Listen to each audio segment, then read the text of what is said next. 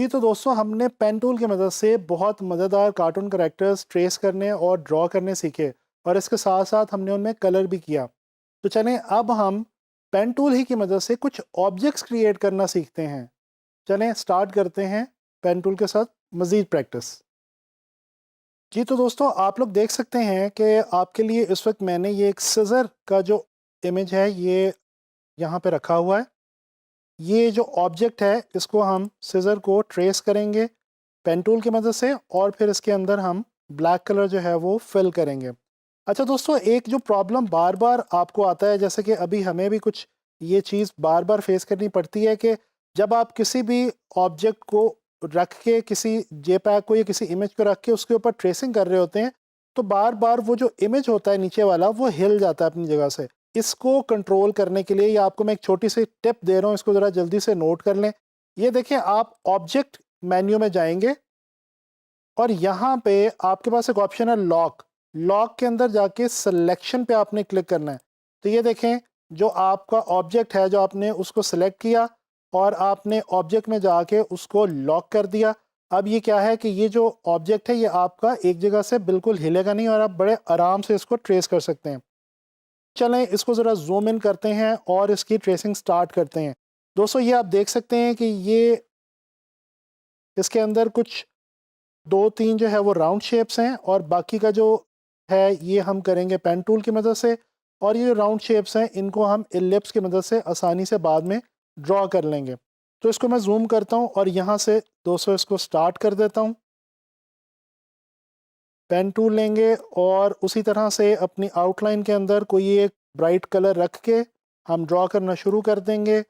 और हमारी जो फिल है वो ज़ीरो होनी चाहिए, उसके अंदर नन के ऑप्शन पे आपने सेलेक्ट करना है।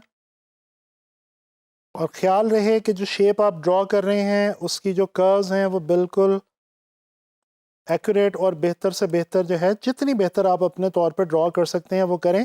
अच्छा दोस्तों, इसमें ऐसा है कि अगर शुरू में आपसे ये कर्व्स प्रॉपरली पेन टूल से ड्रॉ नहीं हो रही तो इसका मतलब ये बिल्कुल भी नहीं है कि आप हिम्मत हार जाएं और आप जो है वो डिसहार्ट होके बैठ जाएं। आपने बिल्कुल भी परेशान नहीं होना।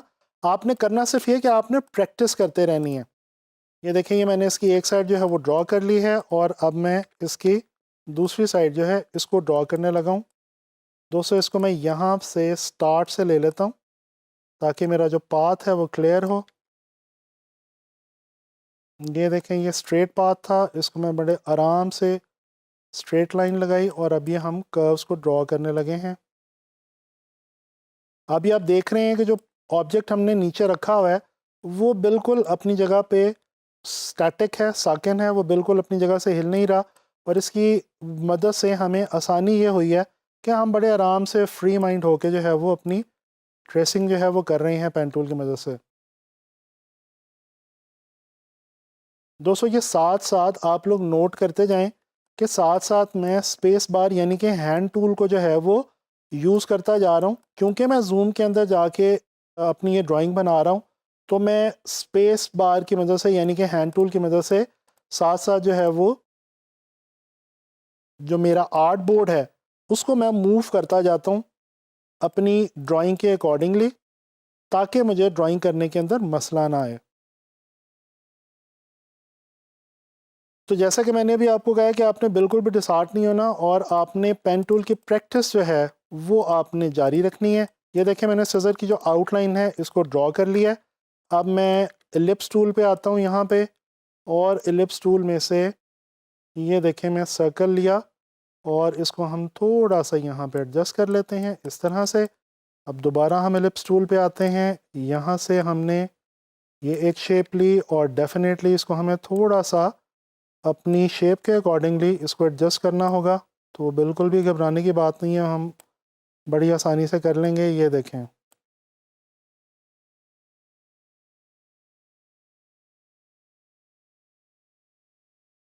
दोस्तों इसको हम चलें एक काम करते हैं कि इसको हम पेन टूल से ही ड्रॉ कर लेते हैं। और ये देखें, ये हमारे पास कुछ शेप्स ऐसी होती हैं जिनके अंदर आपको जब आप शेप टूल की मदद से उनको ड्रॉ कर रहे होते हैं तो या तो फिर आपको उनके अंदर एक्यूरेसी लाने के लिए जाना पड़ता है एंकर टूल के ऊपर या डायरेक्ट सिलेक्शन टूल के ऊपर। लेकिन फ़िलहाल क्योंकि मैं आपको पेन टूल की प्रैक्टिस करवा रहा हूँ, तो इसलिए मैं प्रेफर कर रहा हूँ कि मैं ज़्यादा से ज़्यादा इस्तेमाल जो है वो पेन टूल का ही करूँ। तो ये देखें जी, एक इसका जो है पाथ हमने बना लिया, और ये एक और पाथ हम इसका जो है वो क्रिएट कर लेते हैं। ये देखें दोस्तों, ये हमने इसकी जो इसके अंदर हमारे पास शेप थी वो हमने पूरी जो है वो ड्रॉ कर ली है। अब ये जो हमारे पास आगे डॉटेड लाइंस आ रही हैं, इनको भी हम एक बार ड्रॉ कर लेंगे, और उसके बाद हम इनको डुप्लिकेट कर लेंगे। ये देखें, एक बार मैं इसको ड्रॉ कर लेता हूँ। थोड़ा सा एक्यूरेट रहने के लिए आपको ज़रा सा जूम में जाके ज़रा इसको तसल्ली के साथ ड्रॉ करना होगा। अब इसको हम कर लेंगे डुप्लिकेट। जितनी मर्ज़ी बार आप इसको ऑल्ट और शिफ्ट की मदद से डुप्लिकेट कर सकते हैं। अब दोस्तों मैं क्या करता हूँ कि इस सारे को सिलेक्ट करता हूँ, और मैं यहाँ से आके करता हूँ ब्लैक कलर। अब मेरे पास सिर्फ ये रह गई हैं मेरी जो वाइट कलर की ये 3 शेप्स हैं, इनको मैं सेलेक्ट करता हूँ और यहाँ से आके इनमें कर देता हूँ जी वाइट कलर। तो ये देखें, हमारी जो शेप है वो पूरी की पूरी ड्रॉ हो चुकी है। स्ट्रोक को बेशक आप नन कर दें। ये देखें जी, अब हम ये करते हैं कि जो इसके पीछे हमने शेप रखी हुई थी उसको हम जाके अनलॉक करके साइड पे ले जाते हैं, या इसको हम डिलीट कर देते हैं। तो ये देखें, आपके सामने पूरी की पूरी जो शेप है सीज़र की, ये ड्रॉ हो चुकी है। दोस्तों आप लोगों ने देखा कि हमने पेन टूल की मदद से अभी सीज़र को जो है वो क्रिएट किया है, और बड़ी आसानी से पेन टूल की मदद से ट्रेस करते हुए हमने पूरी सीज़र क्रिएट कर ली है। इसी तरह से हम कुछ और ऑब्जेक्ट्स भी जो है वो क्रिएट कर सकते हैं ट्रेसिंग की मदद से, पेन टूल से। तो इंशाल्लाह ताला नेक्स्ट लेसन में हम किसी और ऑब्जेक्ट को जो है वो ट्रेस करेंगे पेन टूल की मदद से।